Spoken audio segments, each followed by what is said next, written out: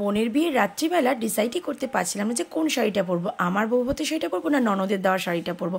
তো লাস্টে ডিসাইড করলাম যে না এই ব্যান্ড শাড়ি পরি, যেহেতু বিয়ে বলে কথা। তো দেখো ফাইনালি কিন্তু আমি রেডি হয়েই গেলাম। তো চলো দেখো আমি নিজেই কিন্তু রেডি হয়েছি, আর সাথে দেখো মাকেও কিন্তু আমি সাজিয়ে দিয়েছি। তো দেখো তো কেমন লাগছে তোমরা অবশ্যই জানাবে। আমি পুরোটাই কিন্তু শাড়ি থেকে শুরু করে মেকআপ, আর ওখানে দেখো মাও রেডি হয়ে রয়েছে। তো বরমশাই ওই দিনকে একটা কাজ পড়ে গেছিলো বলে তাই জন্য সে কিন্তু বিয়ের দিনটা যেতে পারবে না, তাই মা আর আমি অদ্রিক কিন্তু বেরিয়ে পড়লাম। এখানে দেখো তোমাদেরকে গেটটা দেখাই, কি সুন্দর অপূর্ব না? আমার তো ভীষণ ভালো লেগেছে, তোমাদের কেমন লেগেছে অবশ্যই কমেন্টসে জানিও। পরে দেখো ছুটতে চলে আসলাম বোনের কাছে, দেখলাম এখনো মেকআপ আর্টিস্ট বোনকে সাজিয়ে যাচ্ছে। তাই আমি বললাম কিরে তাড়াতাড়ি কর, এখনো হয়নি? ওখানে বর আসার টাইম হয়ে গেল। তারপর বললাম চল দুজনে মিলে একটা সেলফি তুলি। খুব সুন্দর লাগছে বোনকে, তোমাদের কেমন লাগলো অবশ্যই জানাবে। আর ওইখানে দেখো শাশুড়ি মা যাচ্ছে তার নতুন জামাইকে বরণ করতে। তো চলো ওখানেই যাওয়া যাক। গেটে অনেকক্ষণ অপেক্ষার পর বরমশের কোনো পাত্তা পেলাম না, তাই বললাম চলো সবাই মিলে একটা সেলফি তুলে নিই।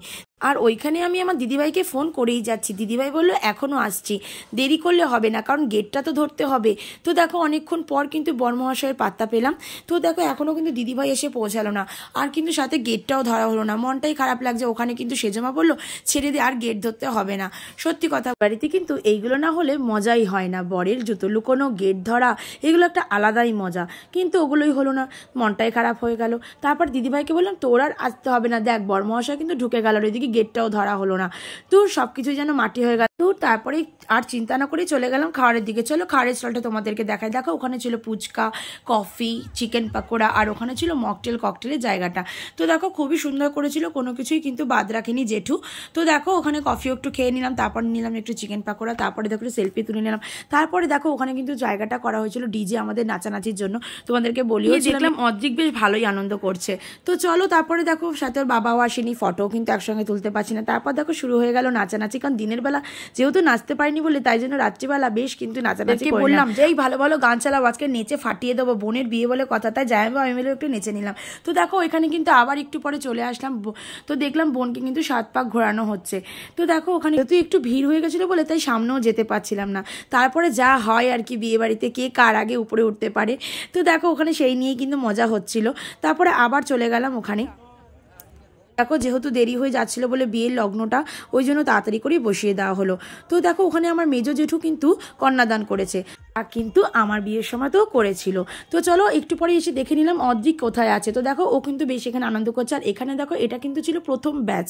যেহেতু আমাদের ফ্যামিলিরা বাঘাযতীনে থাকে তাই জন্য কিন্তু তারা আগে বেরিয়ে যাবে বলে ওই জন্য তারা ফার্স্ট ব্যাচেই বসেছিল। তারপরে দেখো এসে কিন্তু আবার একটু দিদি আমি সবাই মিলে নাচানাচি করে নিলাম, বেশ আনন্দ করছিলাম, খুবই মজা হয়েছিল, কারণ যত ইচ্ছা নাচো। তো দেখো তারপরে কিন্তু আবার একটু পরে চলে আসলাম। তো একটু দিদি বলে কথা তাই দায়িত্ব পালন করতে ওখানে দেখো ওখানে একটু করে নাচছি, আবার ওখানে একটু একটু করে বিয়ে দেখতে আসছি। আর যেহেতু পুরো ভিডিওটা কিন্তু গাইস তোমাদের জন্যই আমার করা, যেহেতু তোমাদের সঙ্গে আমি শেয়ার করব বলে। সিঁদুরদানের সময় কিন্তু মেয়েদের একটা অন্যরকমই ফিলিংস হয়। তো চলো দেখো তারপরে দেখো বিয়ে বাড়িতে কিন্তু অদ্রিক খুঁজে ফেললো কাকে। তো তোমাদেরকে কি বলবো, এখানে এসেও কিন্তু ওর একটা মন পছন্দ কাউকে পেয়ে গেছে, তাই ওর পিছনেই ছাড়ছিল না। দেখো আবার ওকে খাইয়েও দিচ্ছিল, সো কিউট লাগছিল দুজনকে। তবে এখনই কিছু বলবো না। তো দেখো বিয়ে হয়ে যাওয়ার পর কিন্তু বোন সবার সঙ্গে দেখা করতে গেল। আর ওইখানে দেখো আমি আমার ভাই বোনের সঙ্গে আর পুচকুটার সঙ্গে সেলফি তুলে নিলাম। তারপরে একটু জামাইবাবুর সঙ্গেও কিন্তু পরে দেখো কাম্মার সাথে কাম্মার ছেলের সঙ্গে একটা ছবিও তুলে নিলাম। তারপরে দেখো অদ্রিকের সাথেও একটা ছবি তুলে নিলাম। এদিকে ভাই ভাই বললো দিদি দিচ্ছিলাম। তারপরে ও কিন্তু অনেকক্ষণ পরে কিন্তু বাচ্চাটাকে রেখে কিন্তু আনন্দ করতে পারলো। সত্যি মা হওয়ার পর কিন্তু মেয়েদের জীবনটাই পাল্টে যায়। তারপরে দেখো করবে তাই একটু ভাইয়ের বউকে কিন্তু একটু ভিডিওটা করে দিচ্ছিলাম নাচে, যেহেতু ও সময় পাচ্ছিল না। তো চলো তারপরে কিন্তু দেখা যাক। এটা কিন্তু থার্ড ব্যাচ ছিল, কারণ সবার লাস্টের ব্যাচে কিন্তু আমরা বসেছিলাম। আর যেহেতু রাতও হয়ে যাচ্ছিল আর ভেবেছিলাম থাকবো, কিন্তু থাকা হবে না। আর ওইদিকে বরমশাইকে বলেছিলাম যদি সময় পাও এসো, কিন্তু সত্যি তো বলতে ও কিন্তু তখনও বাড়িতেই আসতে পারেনি। আর এখানে দেখো আমি একটু বসে বসে রিলস বানিয়ে নিচ্ছিলাম। তারপর মা বললো সারা রিলসই বানাবি নাকি, এবার একটু খাওয়ারও খাবি, চল চল তাড়াতাড়ি কর। ওটি কিন্তু খুবই সুন্দর রান্নাটা হয়েছিল। তো এখানে তোমাদেরকে দেখিয়ে দিই পুরো মেনু কার্ডটা, তোমরা দেখলেই বুঝতে পারবে। তো চলো তারপরে কিন্তু খাওয়া দাওয়া শেষে কিন্তু বোনের সঙ্গে একটা রিলস বানিয়ে নিলাম। তো বোন ওই মুহূর্তে কিন্তু বোনের মাথায় কিছুই আসে না, কারণ সে কিন্তু সকাল থেকে কিন্তু না খেয়ে রয়েছে, এখন তার সে ক্ষুধার্ত। তারপর ওর বরেরও রিয়াকশনটা তোমরা একটু দেখে নাও গাইজ। তো চলো তারপর বোনকে টাটা বাই বাই করে বললাম তোমরা কিন্তু অবশ্যই আমাদের বাড়ি যেতে হবে, আর এইরকম আমার আরও ভিডিও দেখতে হলে তোমাদের আরও অপেক্ষা করতে হবে। তো চলো গাইজ টাটা, গুড নাইট। আমার ভিডিওটি ভালো লাগলে লাইক করে দেবে, সাবস্ক্রাইব করে দেবেন।